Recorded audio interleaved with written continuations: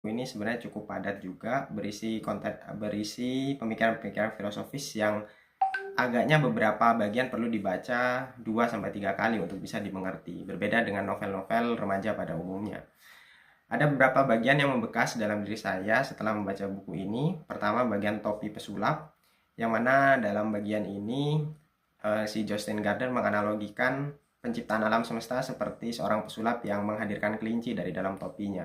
Dan manusia adalah kutu-kutu yang ada di dalam bulu-bulu kelinci itu.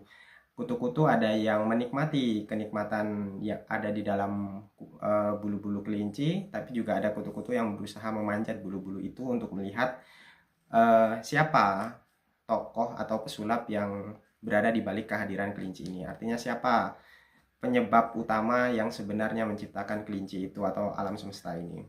Terus aspek kedua yang menginspirasi saya dalam buku ini adalah metode dialogis dari Socrates. Artinya di sini diceritakan bagaimana Socrates itu memiliki kemampuan untuk berdialog dengan banyak orang dengan pertanyaan-pertanyaan yang random, sehingga Socrates ini terkenal sebagai orang gila yang di alun-alun Athena yang sering bertanya hal-hal random kepada banyak orang di Athena pada era itu. Seperti pertanyaan siapakah kamu, siapakah aku, dan mengapa kita ada di dunia ini. Pertanyaan-pertanyaan absurd yang hari ini rasa-rasanya mungkin akan mengalami hal yang sama, Socrates akan dianggap gila.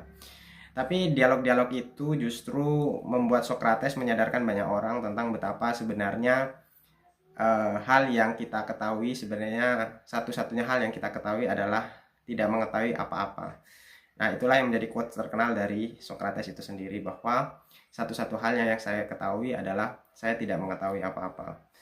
Dan yang ketiga adalah tentang idealisme gua Plato, bahwa Plato terkenal dengan filsuf yang terkenal dengan konsep idealismenya, bahwa sesuatu yang kita lihat hari-hari ini adalah bayangan dari sesuatu yang ideal. Misalnya, kursi yang kita lihat hari ini adalah pantulan bayangan dari kursi ideal yang ada di dunia ide gitu, dunia ide kita gitu. Dan quotes terkenal dari Plato adalah eh, manusia akan bahagia jika mengoptimalkan kemampuan idenya gitu, kemampuan membangun ide di dalam kepalanya.